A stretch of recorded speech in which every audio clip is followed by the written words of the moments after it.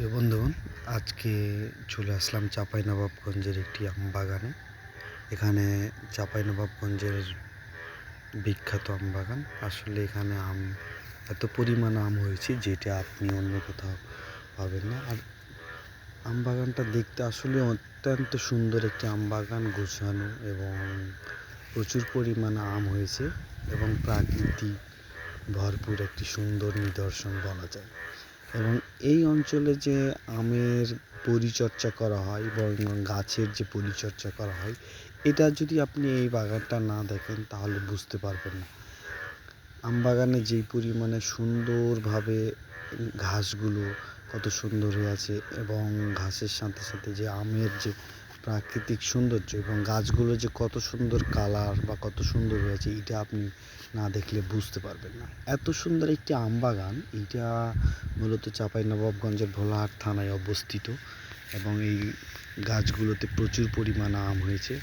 আমের ভরে নিয়ে পড়তেছে আর কি, এত আম হয়েছে, যেটা চাঁপাইনবাবগঞ্জ ভোলাহাট থানায় অবস্থিত। আর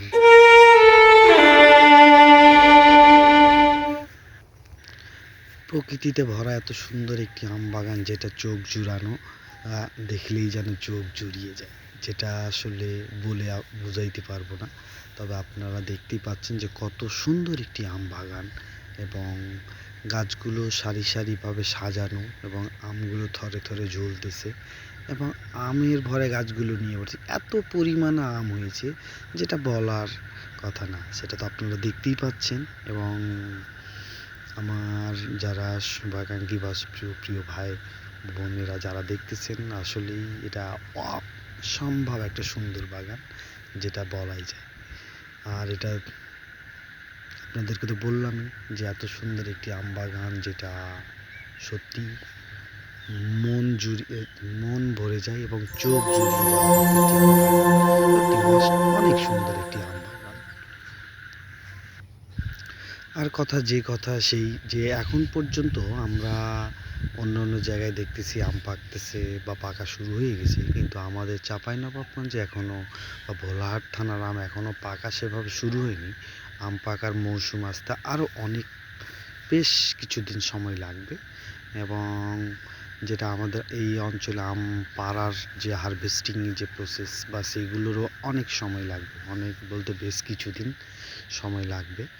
আর ভালো জাতের আম বলতে আপনি চাঁপাইনবাবগঞ্জকে আপনার সবার উপরে রাখতেই হবে, যেটা আপনারা সবাই জানেন যে সুমিষ্ট আমের যে একটা সুনাম আছে, সেটা চাঁপাইনবাবগঞ্জের আমে আছে। এবং এই আমগুলো আমাদের অনেক পরে আসে এবং আমরা এখন যে আমটা দেখতেছি এটা মূলত আশিনা আম, এটা আরও পরে আসবে।